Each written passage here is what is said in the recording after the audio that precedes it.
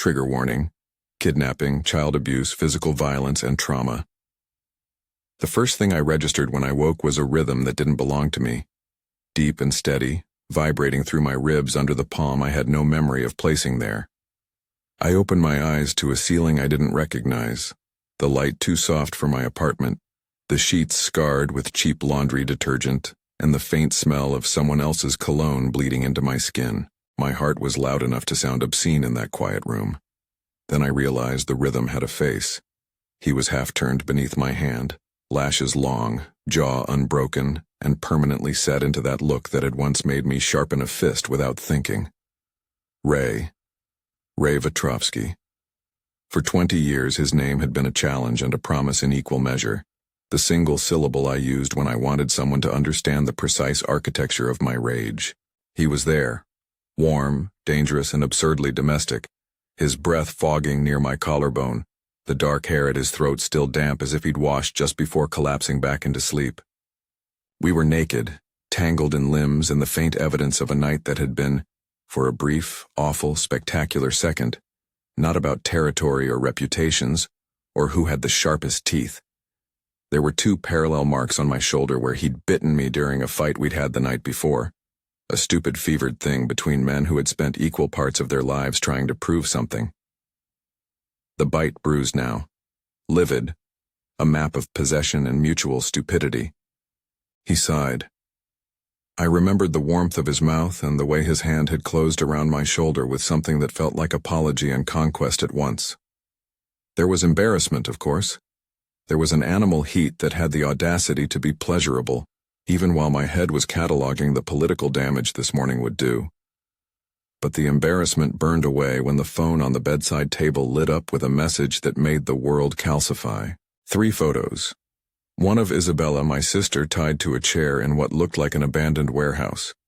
Her hair was plastered to her face with sweat and grime. Her eyes were open wide in that way she did when she was trying to stage a joke, even in the worst of it. The little defiant tilt that told me she was more afraid for me than for herself. The second was of a bloody handkerchief and a close-up of a watch I recognized. A cheap knockoff Isabella had been dying to replace because she'd knocked it against the sink and refused to buy a new one. The third was the ultimatum. 48 hours. Deliver what we ask, or watch her become ours. I sat up so fast my head spun. Ray blinked awake, confusion unraveling on his face when he met mine. For a second we both looked like boys caught doing something we shouldn't have been. Then his face turned stone because he knew, without me saying anything, what the photo meant. He reached for his clothes with the economy of someone who'd had his life hollowed out and rebuilt on ruthlessness. Even as I cursed myself for the weakness of the night, I was a Bristow first. The code was muscle memory. Protect family, retaliate, make sure nobody thought they could touch us. Isabella was the youngest of 3, the wild one with oil-stained hands and a laugh that could thread a room back together.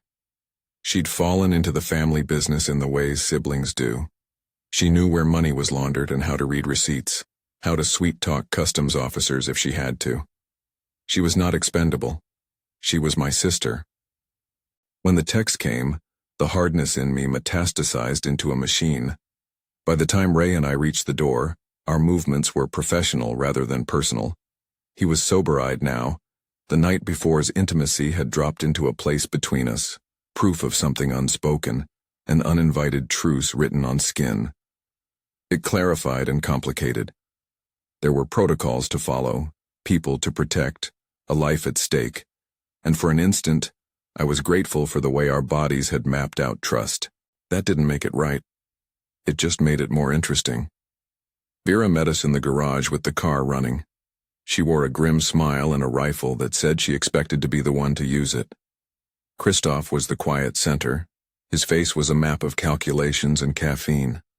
Both of them had the look of people who had been pulled into a fire and learned to breathe it. Photo came in 10 minutes ago, Christoph said without preface. We traced the signal. It's been routed through 3 burners and a dead drop in Petrovsky. Amateur foragers, or it's meant to look that way. Petrovsky? Ray repeated. That name tightened something in him. He held for a fraction of a breath, the only concession to the man he'd been before the night. He'd been raised in Petrosky's enclave.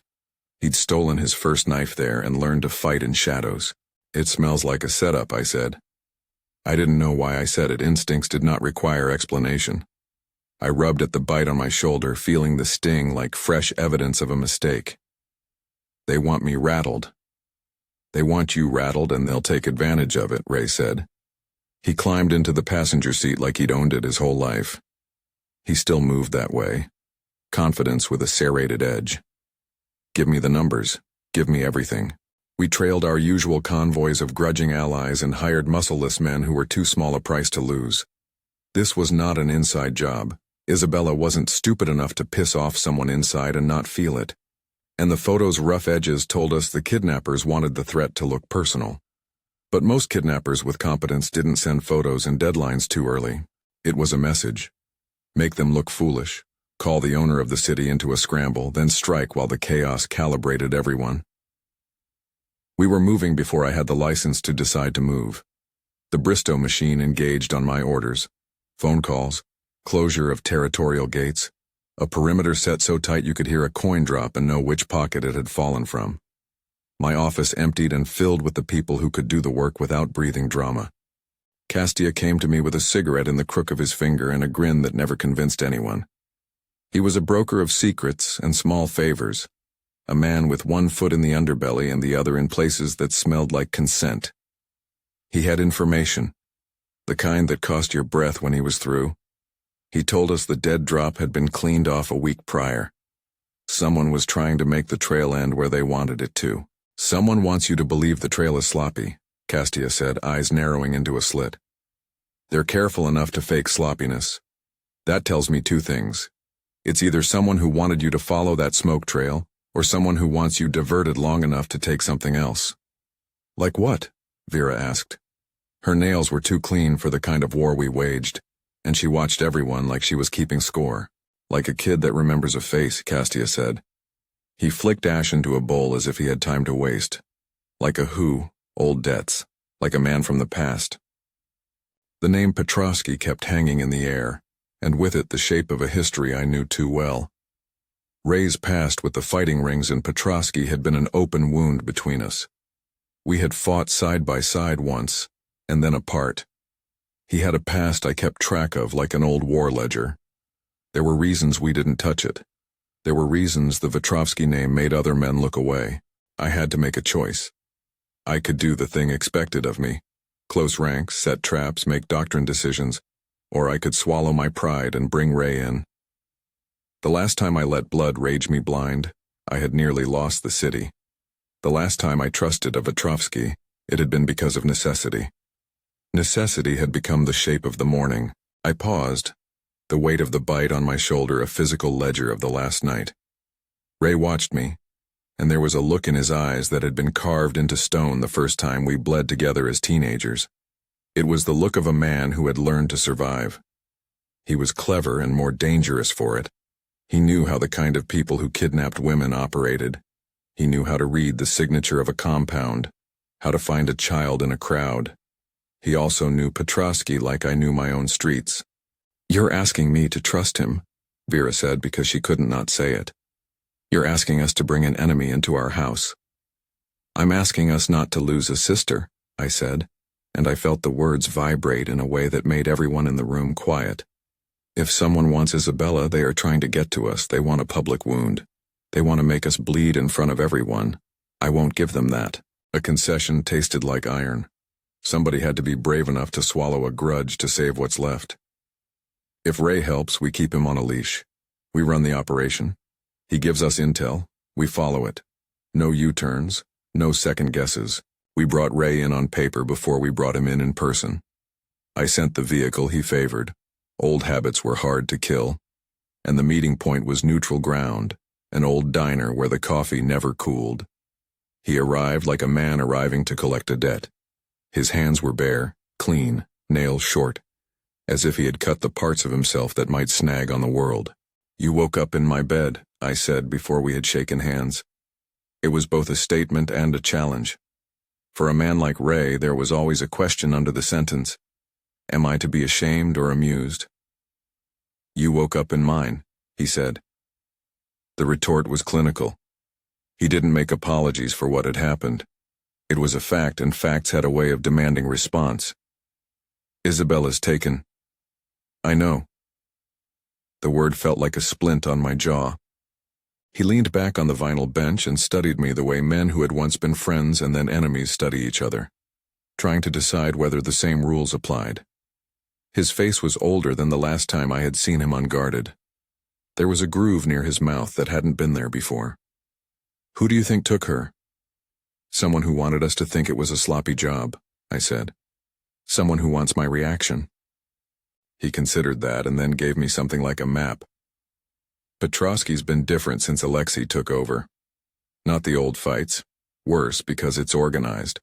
Fighters turned into recruiters, the ring a classroom for cruelty. If they've started making examples, it aligns with a pattern.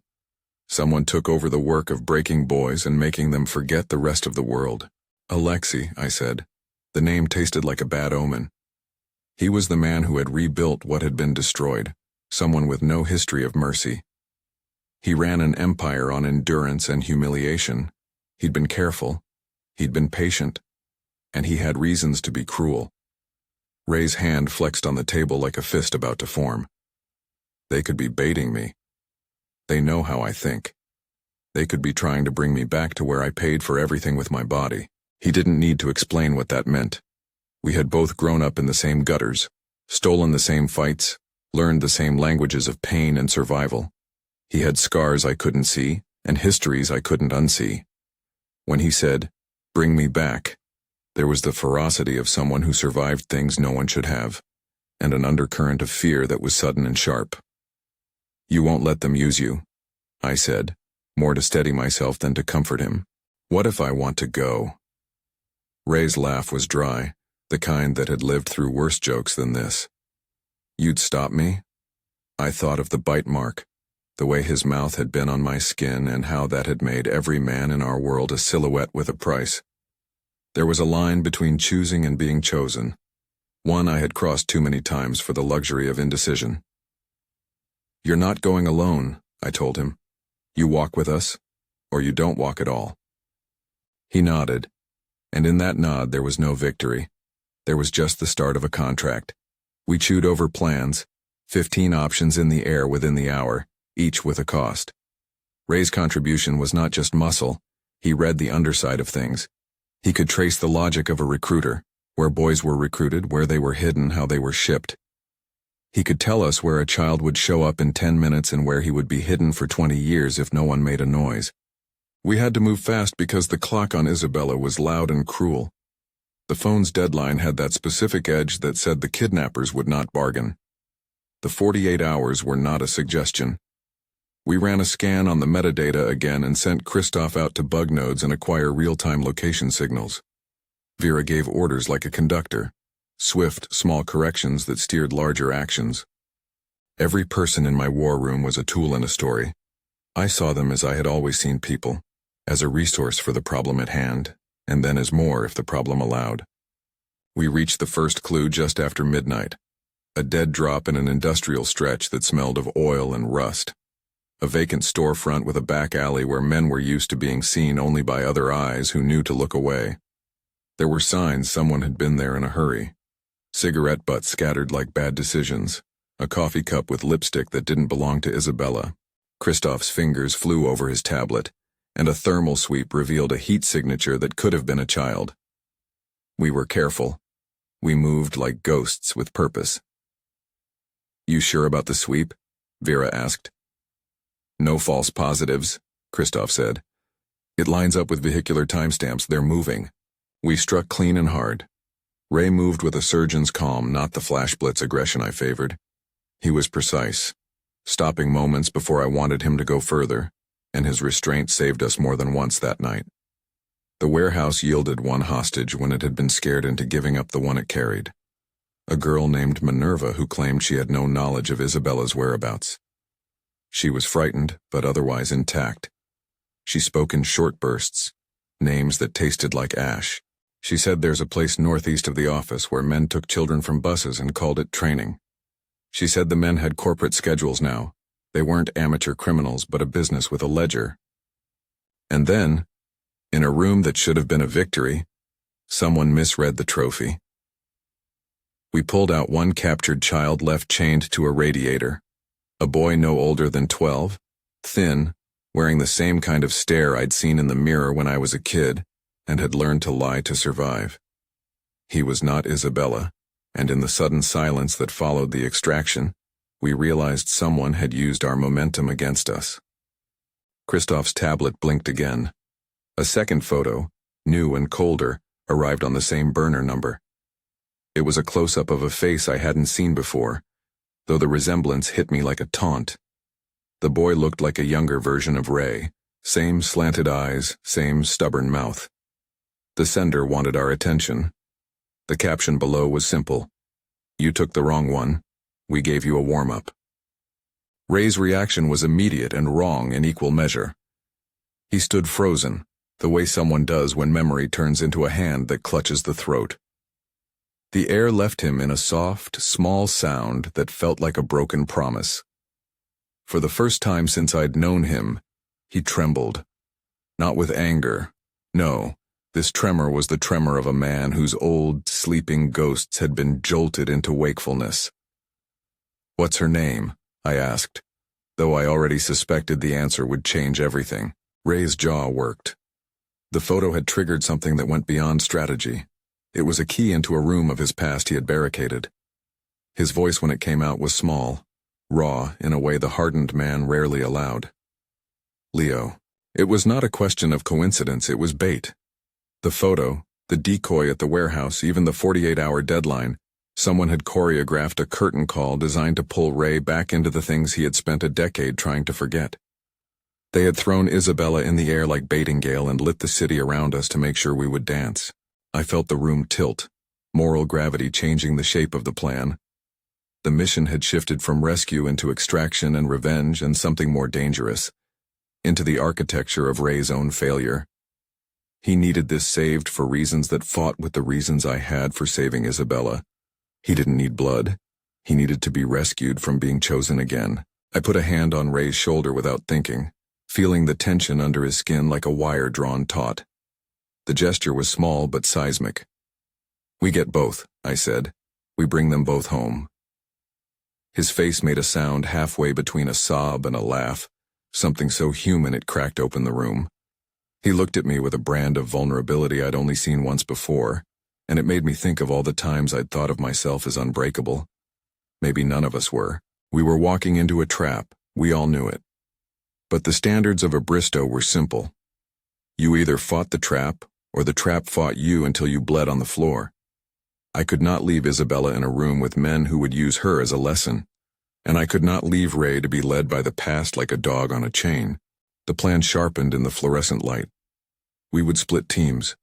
Vera and Christoph would move for Isabella's last confirmed sighting, Ray Dimitri, if he came through, and I would trace the line that photo suggested. We'd deploy 2 extra vehicles with cutoff jammers and one with a thermal array to keep tabs on movement inside the compounds. Christoph would keep eyes on the burners. Castia would watch exit lanes and the usual ends of deals. We rehearsed exit strategies until the words were blunt instruments in our mouths. Ray balked at nothing and everything, at aerial insertion, at flashbangs, at the possibility of killing the wrong men. He argued for restraint and a surgical sting where I argued for removing anything that could breathe out of the equation. The old fight made itself present in the room. We argued quietly into laughter, and then into silence, and then into hard, effective plans. He had a way of seeing vulnerabilities as opportunities to save lives rather than punish. It was a softness the world had not allowed him often enough. At 2 a.m, we rolled out. The city slept around us, unaware of the small wars that kept it from unraveling. Ray drove in my car. The night sat on the hood like a thing with teeth. For a long time we didn't speak. There was an odd peace that exists between people who have risked their lives for a cause, and who know the morning will measure the truth of it.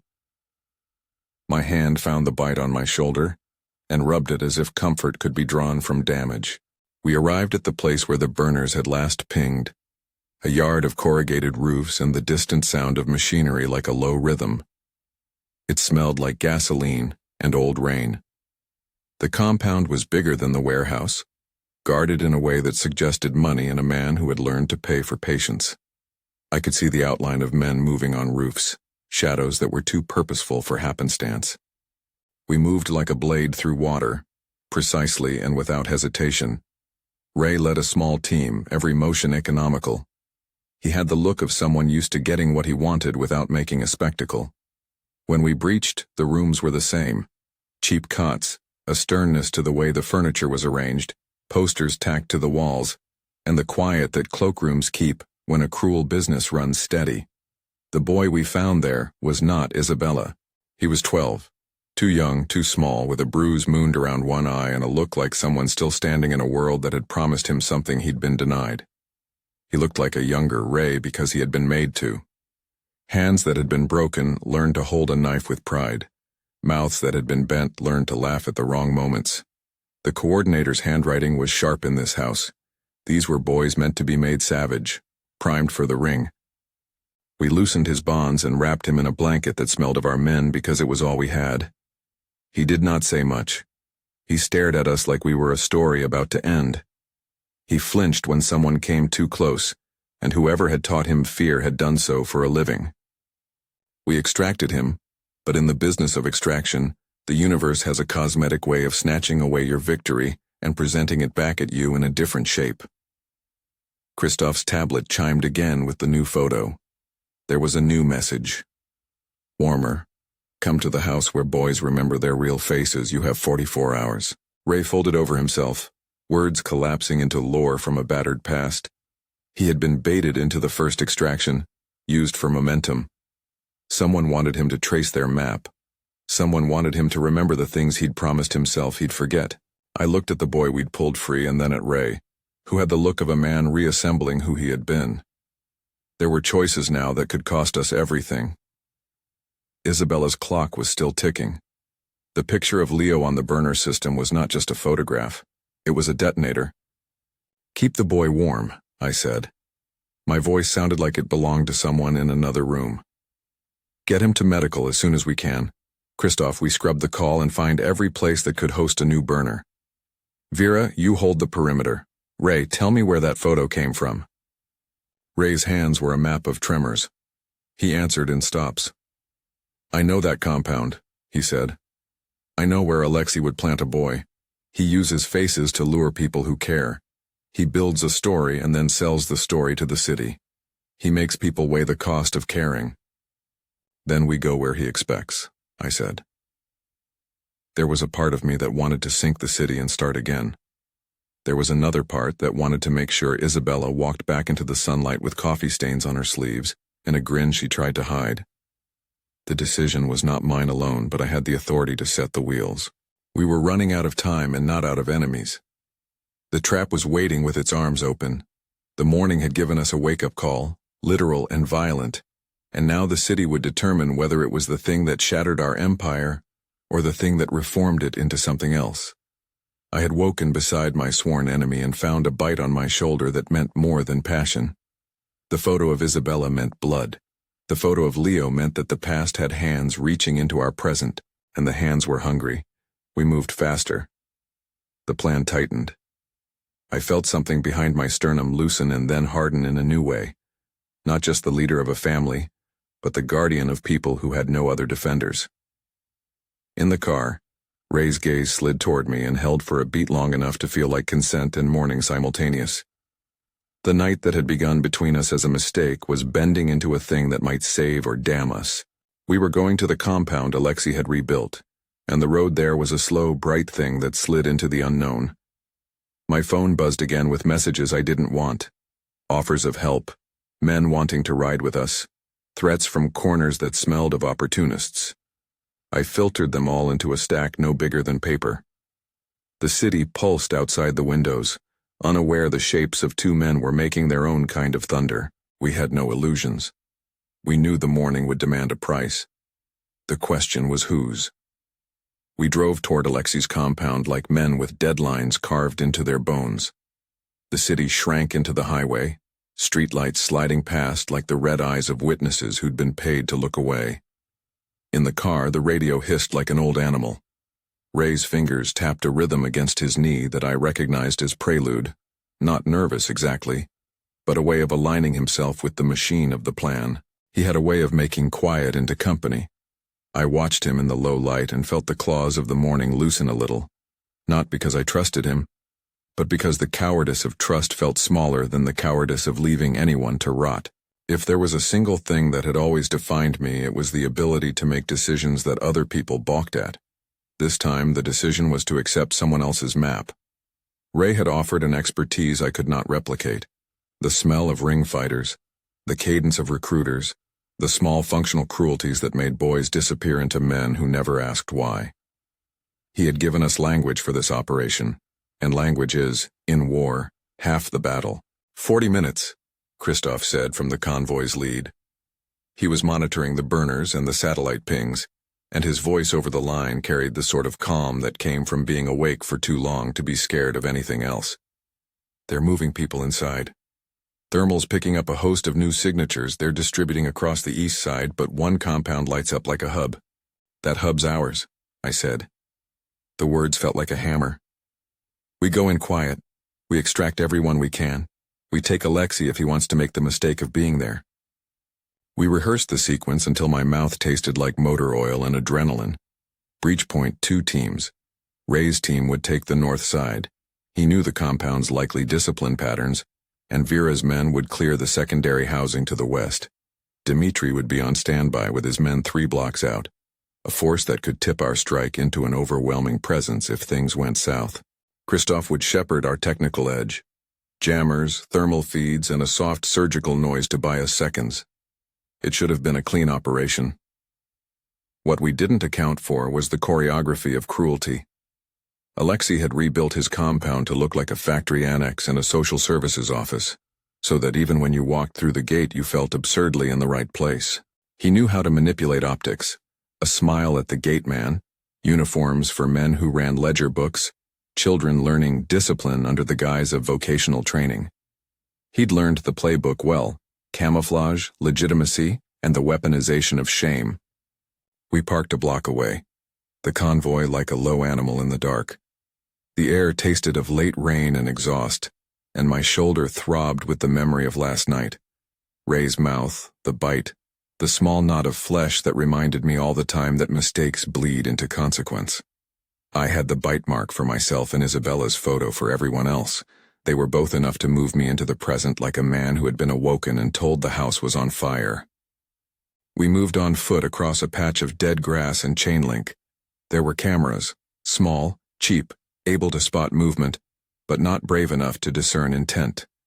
Christoph's jammer clicked once, and the world went quiet on the feeds. For 5 minutes we were phantom men, shadows with names and lethal intent. Ray led us to a side gate I would have walked past.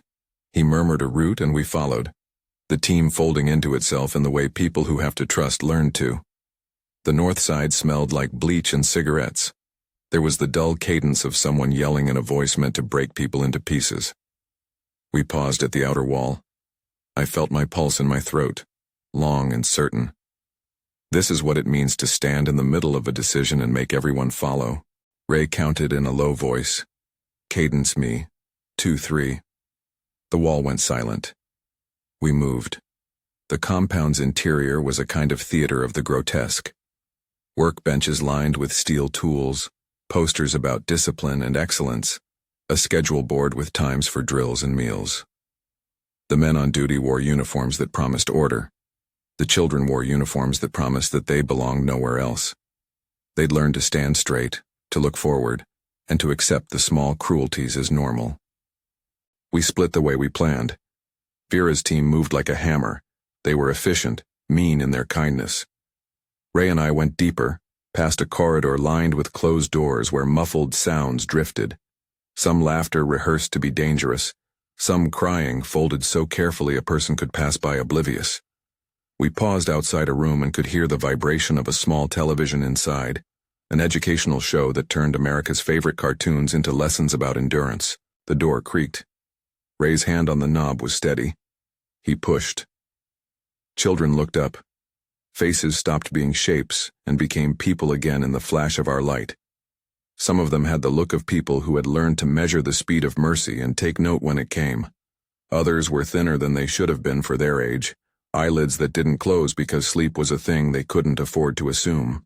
I felt my own breath become too loud in the room, and I noticed absurdly the scent of tobacco on Alexi's men, a habit that tries to cover a hunger. One child, no older than 8, stood up and hugged a doll so tightly I thought its stuffing might burst. A boy near the back stared at me with eyes I had seen on a younger version of Ray, slanted, suspicious, with a mouth that had learned not to smile because it made you easy. On the floor, I said softly. My voice was an instrument that had been honed to command and to comfort at the same time. We cleared the room, binding hands gently with strips of cloth so as not to cause fresh shame.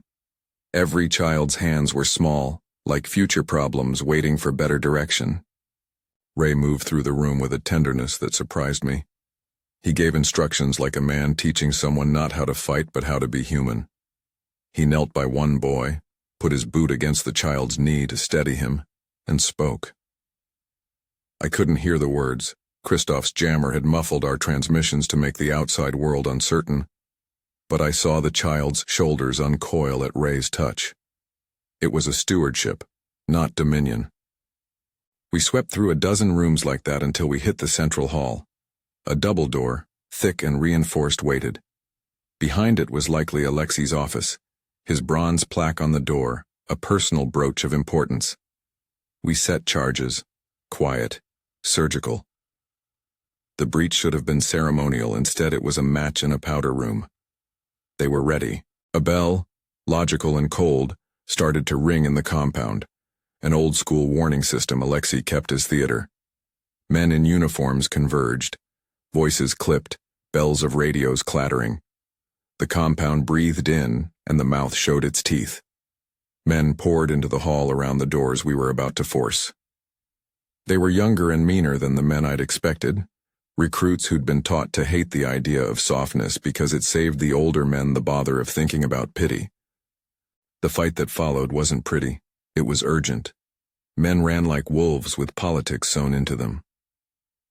Vera's team became a blockade. Dimitri's arrival outside shifted the tenor. We had a 6-minute window between breach and overload where the math favored us. We pushed through, fists and tactics, motion and mercy balanced like a scale. I remember the smell, sweat and fear and bleach, and the sound of leather hitting flesh.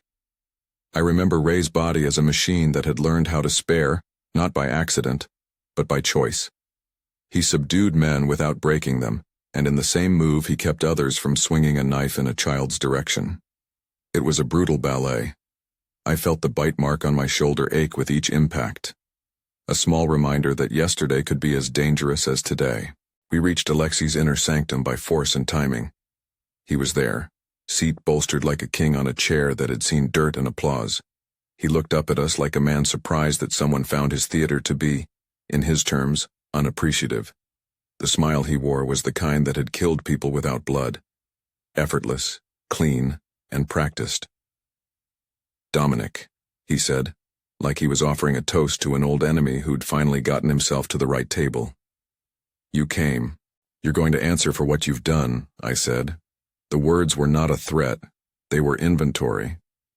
"You sold boys. You made people into something they did not choose to be." Alexei shrugged. "I gave them discipline," he said. "We all have a role. Some people are born to lead and some to follow. It's natural. It takes a while to know that someone is irredeemable. You can tell a liar in the way they apologize without hearing themselves." Alexei's eyes were the eyes of a man who had never believed anyone deserved mercy. They were small and bright and burned at their edges. He never made them into something human. We bound him and left him like a statue on the floor while men cuffed him. I was tempted to do something theatrical, snap a bone, let the world see the price of cruelty, but there was a longer game. We would hand him to the authorities. We would let the courts and the papers do what they could with his name. Justice in our world rarely gets clean verdicts, but law offered a visibility that made men like Alexei less likely to hide inside paperwork, rebrand, and return. We herded the children out. They clustered like a mosaic of awful luck, clutching blankets and dolls. Medical teams had already been called. Christoph had moved like a ghost to bring people in who could stitch and hold. The first thing in these moments is to remove the immediate danger, transfer the kids to safe housing, separate them from the influence they'd known, and the second is to give them gestures so small they become anchors. Soap, clean clothes, a warm meal that is not an extension of discipline. We processed the captives into ambulances and vans, the city beginning to stir as our convoy threaded out. The headlines would say, "Raid and Rescue." They would miss the tremor in boys' voices and the way old men like Alexei had strung cruelty into businesses. They would also miss the fact that while we had seized one empire's facility, the market for cruelty did not evaporate overnight. On the drive back, a boy who couldn't be older than 9 sat across from me wrapped in a blanket too small for him. His name, as far as names go in such spaces, was Leo. He did not match the photo's face exactly.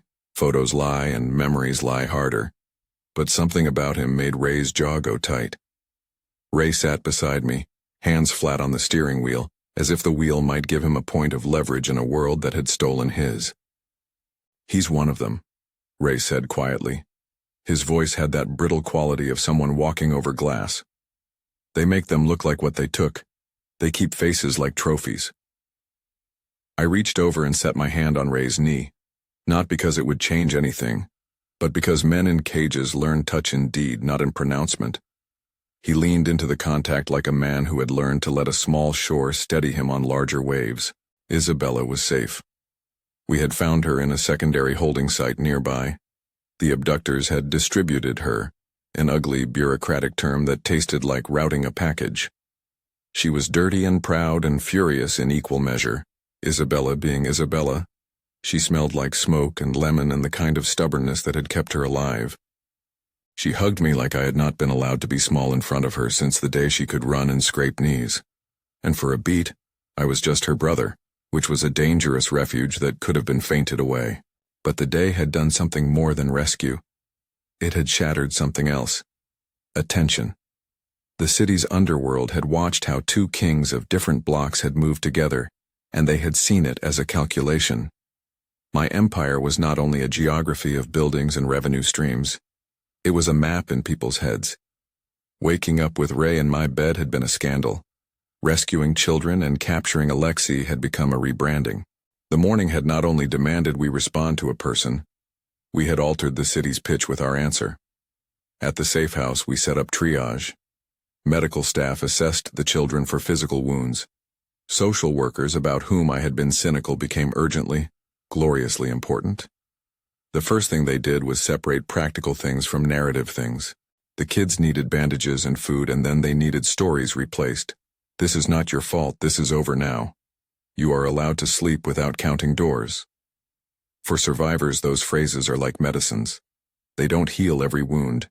They begin the work of pulling flesh back to intention. Ray's collapse came in the quiet room where Leo had been taken to be examined.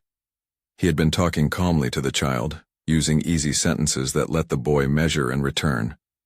Then they took Leo into another room for a scan, and Ray folded over like someone who had been holding themselves together with tape and choice. He slid down the wall and covered his face with his hands. For the first time, I saw him small in a way that had nothing to do with being an alpha, and everything to do with being a man who had once been the thing he was fighting. I sat down beside him. "You don't have to be brave for anyone else right now," I said. The words were simple and true because in the ordinary world we insist on being more than we are. You don't have to carry what isn't yours. He made a noise that was half laugh and half sob. "He's so small," he whispered. "They called him Leo.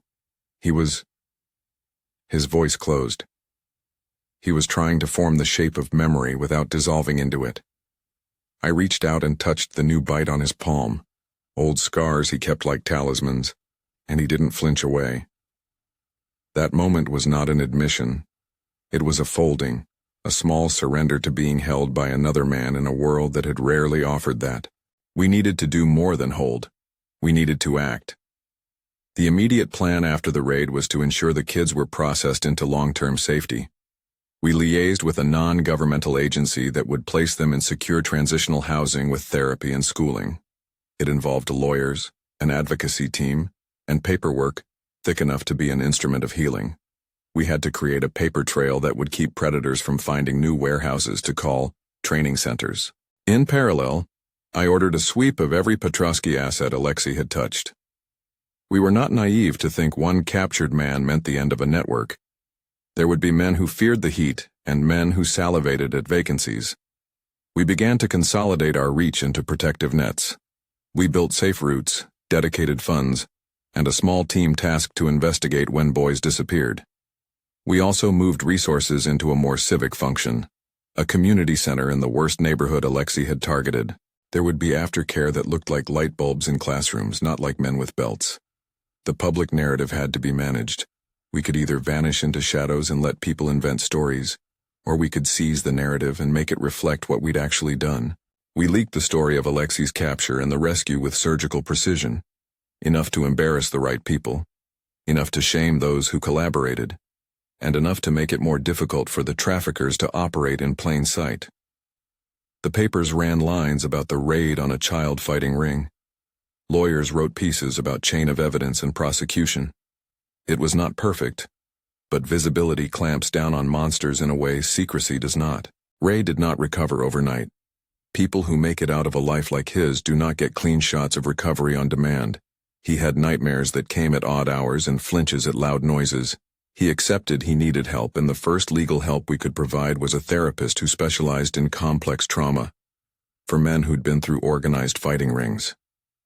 She was professional and unshockable, and kept Ray in appointments like a drill sergeant who knew the value of consistency.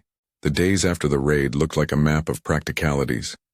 Leo, when we could spend time with him away from the clinical, was cautious about smiles. He liked certain noises, the hum of a fridge, the scratch of pencils on paper, a rhythm that suggested routine. He preferred the kitchen table to couches because tables had edges and edges meant boundaries. He took to Vera more quickly than to anyone because she had a way of being sharp and soft at once. She understood that kids needed boundaries and candy in equal measure. Isabella, true to herself, wanted to be useful. She organized logistics, called in favors, set up funding channels, and made sure men who could be useful were paid for their trouble with gratitude. She did not want to be a rescued woman. She wanted to be a person who rescued others. And in that moment she became the instrument she had always tried to be. There is an intoxicating joy in watching a person step into their agency after terror. The danger of it is that it makes everyone else look small if they don't find a way to keep pace. Ray and I shared spaces awkwardly in those weeks. Meetings, convoy briefings, and long silences that slid into small arguments about strategy. We had to negotiate how to be in each other's spheres without erasing old hurts. Our old rivalry had taught us the contours of each other's anger and the peculiarities of our tenderness. We had been two kings walking the line between sovereignty and need. The morning had shifted the line and we were both adjusting. The city reacted the way cities always do, with guesswork, gossip, and opportunism. Some men decided it was an excellent time to press for alliances with either of us. They wanted to see who would get the spoils of our new public face. Others pulled back, afraid to be within the orbit of men who now had more visibility. We used the uncertainty like a shield. We made it clear we were not inviting a turf war. We were inviting a reorientation. Where once we had focused on revenue flows and intimidation, we now redirected resources into protection and prevention. It was a political move as much as a moral one. Power recalibrates faster when it has a healthier public face. A week after the raid, we brought Alexei in front of a prosecutor. The legal process was far from theatrical, and it was wrong to imagine that paperwork required less bravery than a gun. Prosecutors needed evidence, witnesses, and victims who could testify in a world that often starts by belittling what a man has been made to endure. We found witnesses. We built chains of custody. The system took its own time, but the idea that Alexei might find comfort in anonymity grew thin when subpoenas arrived and his accounts were frozen. When the hearings opened, the city had already decided its side. Alexei's face on the evening news was a small triumph. The corollary was that men who had been his lieutenants rushed for leverage. We absorbed them into sanctions, surveillance, and, when necessary, the more blunt instruments of our world. I preferred the long game, Stop the flow, dry the market. There are monsters who melt under sunlight, and for the rest, law can slow them down if people are brave enough to show up. Through all this, a trajectory I hadn't named became unavoidable. The thing that began as a tactical alliance, two alphas working together, mutated under pressure into something more complex. We were two men who had once used each other's bodies as battlefields. Now our bodies were proof that we could invert the language of possession into something cooperative. There were nights where we would find ourselves sitting at the same table, the quiet, companionable kind where you didn't have to sell yourself to someone because you had already agreed to be each other's audience. There was a night I remember because it was ordinary. Rain hit the windows in a cadence like applause. Leo had fallen asleep on a couch with a sketchbook on his chest. Isabella was over, rubbing her hands together, talking about a community center blueprint she wanted finalized. Ray and I stared at the infant archive of our day, and the smallness of that domestic moment grouted something into me I hadn't anticipated. I wanted it, not only because it was ours, but because it felt like reparation in a tiny human way. We began mapping a different future. It started with a conversation that felt like a negotiation, but also like an acceptance. In an old war room with maps and coffee rings, we carved out lines. A foundation to fund prevention programs, a shelter that had permanent staff and legal power, a set of proposals to target predatory operations financially. Ray proposed a protection network, not theft. He wanted to convert men into defenders, not soldiers. I liked the idea of channeling what black market efficiency we used into running a protective organization. It was elegant and practical. The domestic part was messier. We argued about parenting decisions for Leo, like men who had never been asked to make beds and choose snacks, now deciding which toys were appropriate and which schools would be safe. Ray wanted strictness, because it felt like control he could give the child without taking away agency. I wanted gentleness because I had already been hard on myself enough to believe others deserved mercy. We compromised. We didn't know yet if compromise was a virtue or a luxury. The public asked questions. The tabloids wrote about the Two Kings alliance, and some op-eds sniffed about the political play behind our rescue. There were men who whispered that I had sold out a reputation for sympathy. There were men who assumed Ray had ulterior motives. The truth did not care for gossip. We kept working. The work was the only honesty that mattered. Leo's integration into a life that was not a training ground took time. Therapy appointments were regular and painfully mundane, and exactly what trauma repair demanded. There were weeks where his anger came out sideways, and nights where he wouldn't sleep without his blanket pressed over his face. We learned to be patient. We learned to ask permission before touching, to read the small signs that mark even more than words. His legs jiggling, his gaze sliding to a door.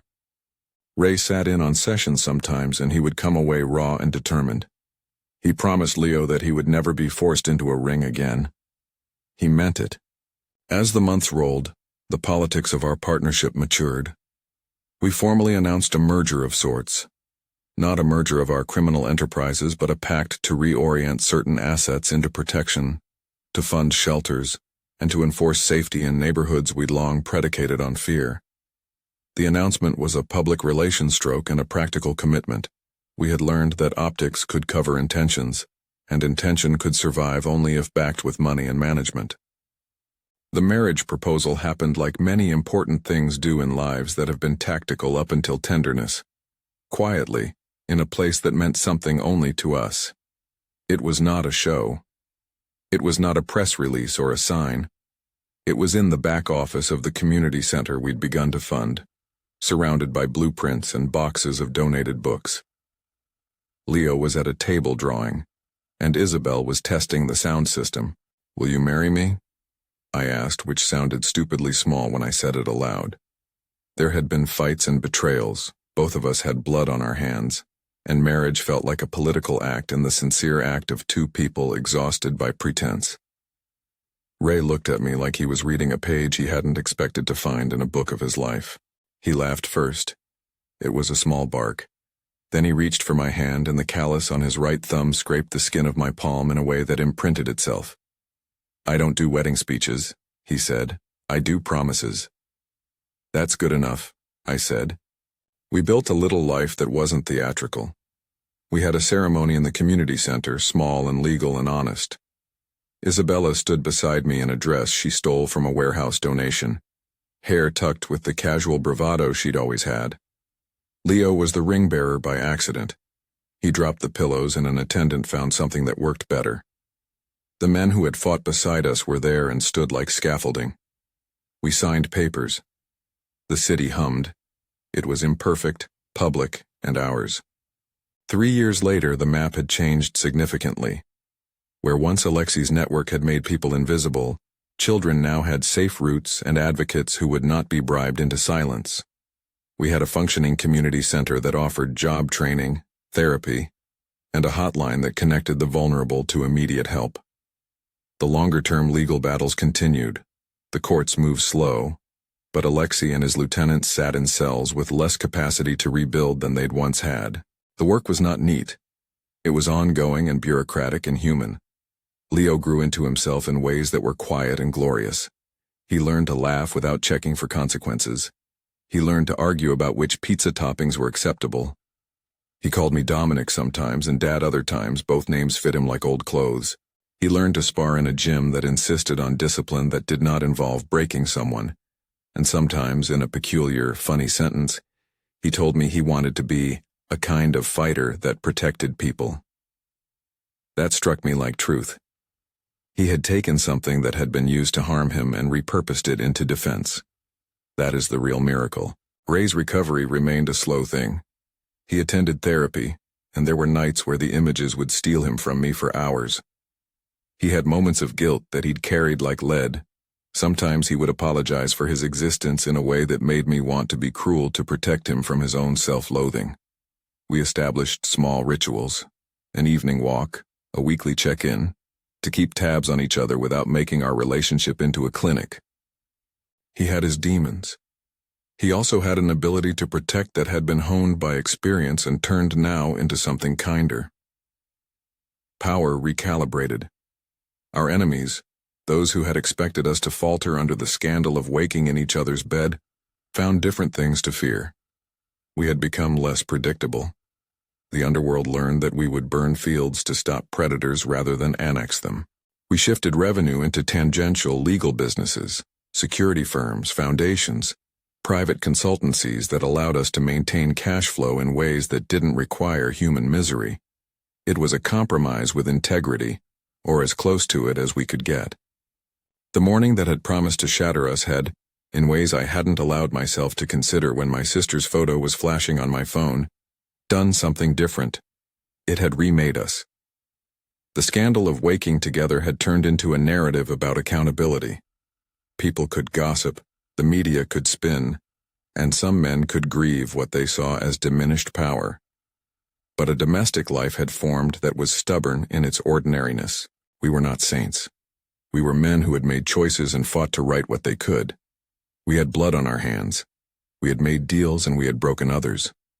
But in the trenches, we'd created protections and infrastructure that meant fewer children had a path to being brutalized. That felt like a currency that would buy some reconciliation for us. On quiet nights when the city hummed and Leo slept with the light on a low setting, I sometimes found myself tracing the bite mark on my shoulder and thinking about how small gestures can change the geometry of a life. Ray would be asleep on his stomach, hair matted against his collar, breathing steady. Sometimes I would wake before him and watch his profile like a man cataloging a victory. There were nights we argued and nights we loved so fiercely it stunned me with how tender it could be. Consent had been clarified between us 1,000 times. Not because we were insecure, but because we had learned that consent is a practice, not a one-off. Once in the kitchen with sunlight like a blessing through the blinds, Ray tied his tie for me. Raw, efficient movements. And I kissed the knot as if it were a medal. He blushed like an old schoolboy. It was not cinematic. It was our small human life. There were costs. Men who had been displaced by our shift sought revenge in small financial ways. There were threats from corners we couldn't fully anticipate. But we also had people who would not allow cruelty to prosper. The staff in the community center. The women and men whose lives had been marked by the work. the prosecutors who dusted off old files. All of them coalesced into a buffer around the children and the families we were trying to protect. At the 3-year mark, we opened the center's new wing. It had classrooms, a legal aid office, and a gym where boys and girls could learn self-defense and leadership. Leo chaired a ribbon cutting with a solemnity that made every camera in the room tilt toward him like a question being answered. He had appointed himself a protector in a homemade sash out of tape and good intention. I sat with Ray, hand in his, and we watched a group of kids perform a martial arts routine they'd rehearsed for weeks. They moved with a kind of controlled joy that felt like a credo. I never expected a morning to do so much. Waking in bed beside an enemy had been humiliating and terrifying, and, for reasons I couldn't have foreseen, the pivot that rebuilt my life into a thing more complicated and truer. The empire had not been shattered so much as reforged. We had taken the brittle things and found new metallurgy. We replaced revenue streams that were predicated on suffering with structures that scheduled safety and apprenticeships. We made mistakes. We paid costs.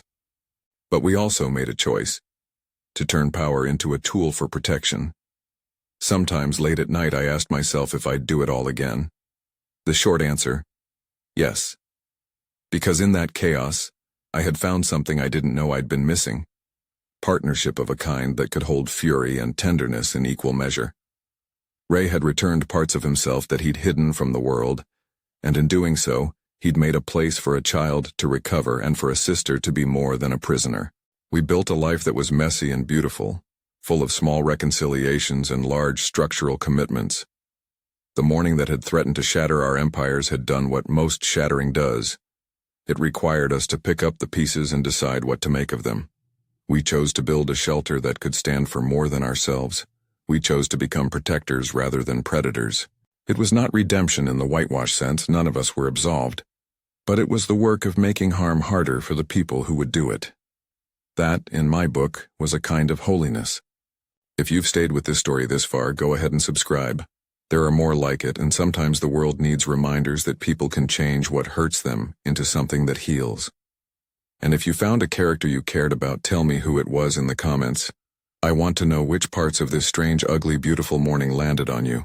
The empire was always going to bleed when you shifted its definitions.